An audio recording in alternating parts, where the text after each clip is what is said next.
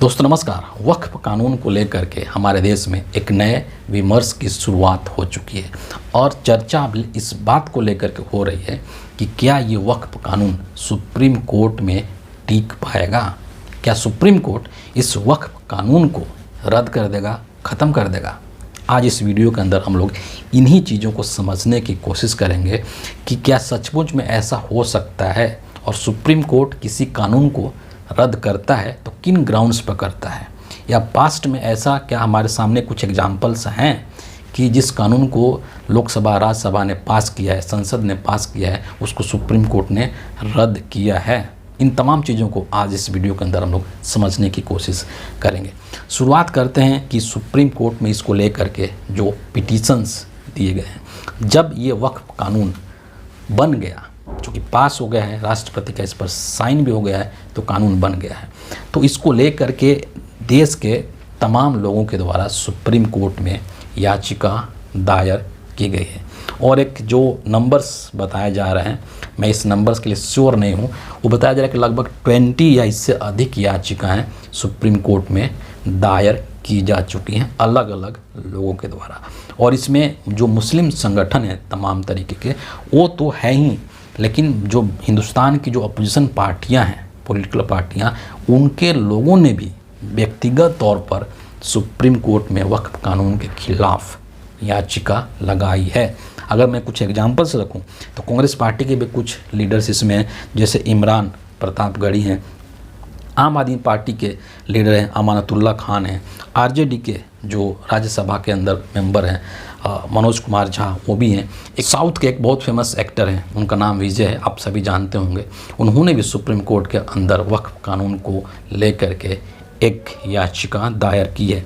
JDU जो कि नरेंद्र मोदी की सहयोगी पार्टी, एनडीए का पार्टनर्स है, उनके एक नेता हैं परवेज सिद्दीकी, उन्होंने भी सुप्रीम कोर्ट में एक याचिका लगाई है। और समाजवादी पार्टी, अखिलेश यादव की जो पार्टी है, उनके भी एक लीडर हैं जियाउर रहमान बर्क। इन सभी लोगों ने वक्फ कानून को लेकर के सुप्रीम कोर्ट में याचिका दायर की है, एक तरीके से इस कानून को चैलेंज किया है। और आधार ये है इनका कि ये जो कानून है बेसिकली ये एक असंवैधानिक कानून है, कई तरीके से संवैधानिक मूल्यों का उल्लंघन करता है, उस चीज़ का अवमानना करता है। अब हम लोग यहाँ पर दूसरा जो पॉइंट है समझने वाला, वो ये है कि सुप्रीम कोर्ट जो है वो किस सिचुएशन में किसी भी कानून को रद्द कर सकता है ना। वो कौन कौन से कंडीशंस हैं, वो कौन कौन से शर्तें हैं जिसके आधार पर सुप्रीम कोर्ट उस कानून को खारिज कर सकता है, रद्द कर सकता है, जिसको कि हिंदुस्तान की जो संसद है उसने पास कर दिया है। 3 यहाँ पर बेसिकली कंडीशंस हैं, 3 शर्तें हैं जिसके आधार पर सुप्रीम कोर्ट किसी भी कानून को रद्द कर सकता है। सबसे जो पहला चीज़ है वो ये है कि जब वह संविधान के विरुद्ध हो, यानी कि संविधान के किसी भी अनुच्छेद का उल्लंघन करता हो। जो संसद है कोई ऐसा कानून बना देता है जो कि संविधान के किसी अनुच्छेद का अगर उल्लंघन कर रहा है तो उसको सुप्रीम कोर्ट रद्द कर सकता है। ध्यान से समझने की कोशिश कीजिएगा इसको।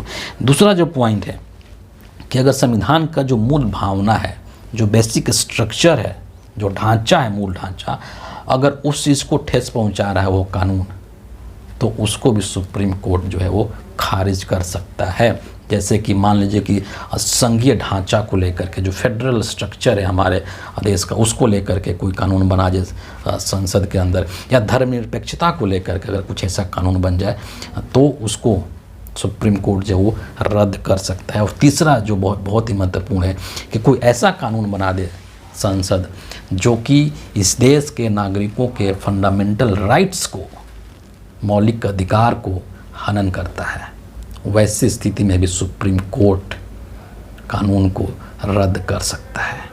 ये ग्राउंड्स हैं, ये वो पॉइंट्स हैं जिनके आधार पर सुप्रीम कोर्ट किसी भी कानून को रद्द कर सकता है, उसको खारिज कर सकता है, जिसको कि संसद ने पास कर दिया है। अब आते हैं अगले बिंदु पर और समझते हैं कि ये जो वक्फ कानून है वो संविधान के किन किन अनुच्छेदों का उल्लंघन करता है। यह समझना बेहद ज़रूरी है, बिना इसके ये जो है जानकारी अधूरी रह जाएगी। यहाँ पर मुख्य रूप से 4-5 ऐसे अनुच्छेद हैं हमारे संविधान के जिसका उल्लंघन ये वक्फ कानून क्लियरली कर रहा है, एकदम स्पष्ट रूप से कर रहा है। जो सबसे पहला अनुच्छेद है जिसका उल्लंघन करता है ये वक्फ कानून, वो संविधान का अनुच्छेद 14 है, आर्टिकल 14 है, जो कि कानून के समक्ष समता की बात करता है। दूसरा जो है वो 15 है अनुच्छेद, जो कि धर्म और जाति के आधार पर भेदभाव का निषेध करता है, मना करता है कि आप धर्म और जाति के आधार पर किसी के साथ भी किसी भी तरीके से कोई भेदभाव नहीं कर सकते हैं। 14-15। इसके बाद जो आर्टिकल है वो आर्टिकल 25 है, जो कि धार्मिक स्वतंत्रता से संबंधित है। और अगला जो अनुच्छेद है वो 26 है, जो कि धार्मिक संस्थानों के प्रबंधन की स्वतंत्रता से संबंधित है। और आखिरी जो है वो 300A है, जो कि संपत्ति का अधिकार है। मज़ेदार बात मैं आपको ये बता दूं कि जो 14, 15, 25 और 26 ये अनुच्छेद हैं, ये सभी के सभी अनुच्छेद हिंदुस्तान के फंडामेंटल राइट्स के अनुच्छेद हैं, यानी कि हिंदुस्तान के हर एक नागरिक को मौलिक अधिकार के रूप में इन सभी अनुच्छेदों को दिया गया है कि इस अनुच्छेद के तहत आपको ये मौलिक अधिकार मिला हुआ है, इस अनुच्छेद के तहत आपको ये मौलिक अधिकार मिला हुआ है। यानी कि यहाँ पर क्या बात निकल करके आता है कि ये जो वक्फ कानून बनाया गया है, इसमें आपके मौलिक अधिकारों का उल्लंघन हो रहा है। जो अल्पसंख्यक समुदाय है मुस्लिम, कहीं ना कहीं उसका जो मौलिक अधिकार है उसका उल्लंघन करने की कोशिश इस वक्फ कानून के द्वारा की जा रही है, और धर्मनिरपेक्षता के ऊपर तो की ही जा रही है। यानी कि एक तरीके से ये संविधान का जो अनुच्छेद है उसका उल्लंघन करता हुआ नज़र आ रहा है वक्फ कानून। और इसीलिए अपोजिशन की सारी जो पार्टियां हैं वो ये बात कहती हुई नज़र आ रही है कि ये जो कानून है वो संविधान का उल्लंघन करता है, असंवैधानिक है, गैर संवैधानिक है। यही कारण है क्योंकि ये 14, 15, 25, 26 इन सभी अनुच्छेदों का उल्लंघन करता है, जो कि इस देश के नागरिकों को मौलिक अधिकार के रूप में दिया गया है। तो जब कोई भी कानून आपके मौलिक अधिकार का हनन करता है, जब कोई भी कानून संविधान के अनुच्छेद का उल्लंघन करता है, तो उस कानून को सुप्रीम कोर्ट चाहे तो रद्द कर सकता है। यानी कि सुप्रीम कोर्ट के पास ग्राउंड्स हैं, पर्याप्त ग्राउंड्स हैं कि वो इस कानून को रद्द कर सकता है। और पास्ट में हमारे पास ऐसे कई सारे एग्जाम्पल्स हैं जब सुप्रीम कोर्ट ने संसद द्वारा पास किए गए कानूनों को ख़त्म किया है, रद्द किया है। मैं एग्जाम्पल्स आपको बताता हूँ, 2-3 एग्जाम्पल्स यहाँ पर बताता हूँ। सबसे पहले 2015 के अंदर NJAC आया था, आपको याद होगा, नेशनल जुडिशियल अपॉइंटमेंट कमीशन, और सुप्रीम कोर्ट ने इसको खारिज कर दिया था, ख़त्म कर दिया था, और उसके जगह पर कलेजियम जो सिस्टम है उसको बहाल किया गया था। 2015 के अंदर ही एक और इस तरीके की घटना हुई थी, section 66A of IT act को लेकर के, जिसमें कि श्रेया सिंगल केस था ये मामला, इसको भी सुप्रीम कोर्ट ने ख़त्म कर दिया था। और एक और मैं आपको एग्जांपल देता हूँ, ये 2017 का शायरो बानो केस है। इन तीनों ही मामलों में सुप्रीम कोर्ट ने इनको असंवैधानिक करार देते हुए इनको खारिज कर दिया था, ख़त्म कर दिया था, जो कि संसद के द्वारा पास करा लिया गया था। तो ये जो वक्फ कानून है ये भी कई तरीके के संवैधानिक मूल्यों का उल्लंघन कर रहा है।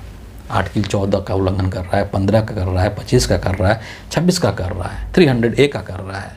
तो जाहिर तौर पर ये क्या कर रहा है, और ये सारे जो आर्टिकल्स हैं वो आपको जो हमारा मौलिक अधिकार है, जो फंडामेंटल राइट्स है, जो कि आर्टिकल 12 से लेकर के 35 तक मिलता है, तो ये कहीं ना कहीं इस देश के नागरिकों का जो मौलिक अधिकार है उसका भी उल्लंघन करता है ये कानून।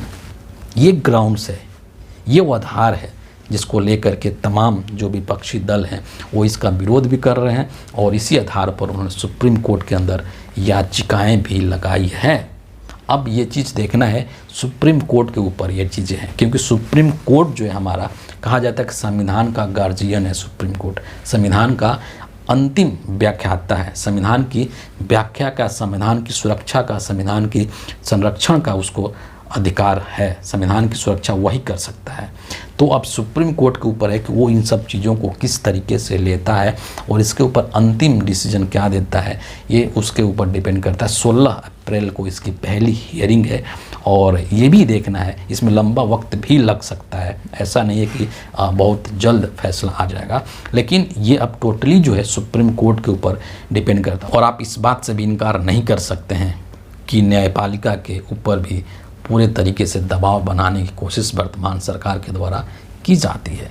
तो ये बहुत इंटरेस्टिंग होगा देखना कि सुप्रीम कोर्ट का क्या रुख होता है, किस तरीके से वो संविधान की यहाँ पर सुरक्षा करता है, किस तरीके से संविधान की व्याख्या करता है, और इस कानून को लेकर के सुप्रीम कोर्ट का क्या फैसला आता है, इस पर पूरे देश की नज़र होगी। क्योंकि यही जो है एक अंतिम अब उम्मीद की किरण है। उम्मीद यहीं से सुप्रीम कोर्ट से ही है देश के सभी लोगों को, जो कि धर्मनिरपेक्षता में विश्वास करते हैं, जो जिनका के संविधान में विश्वास है और जिनका संवैधानिक मूल्यों में विश्वास है। तो फिलहाल इस वीडियो के लिए इतना ही है। और इस चीज़ को लेकर के, वक्फ कानून को लेकर के और इसके जो अलग अलग पहलू हैं कि किस तरीके से ये आपके फंडामेंटल राइट्स को हनन कर रहा है, आप क्या सोचते हैं, ज़रूर कमेंट में लिखिए और हमसे शेयर कीजिए। और अगर आपको हमारा वीडियो अच्छा लगता हो तो इसको एक लाइक ज़रूर कर दीजिए, इसको शेयर कर दीजिए अपने लोगों के साथ, दोस्तों के साथ, और हमारे चैनल को सब्सक्राइब करके बेल आइकन भी ज़रूर प्रेस कर दीजिए। अगले वीडियो में आपसे फिर मुलाकात होगी, तब तक के लिए बहुत बहुत धन्यवाद।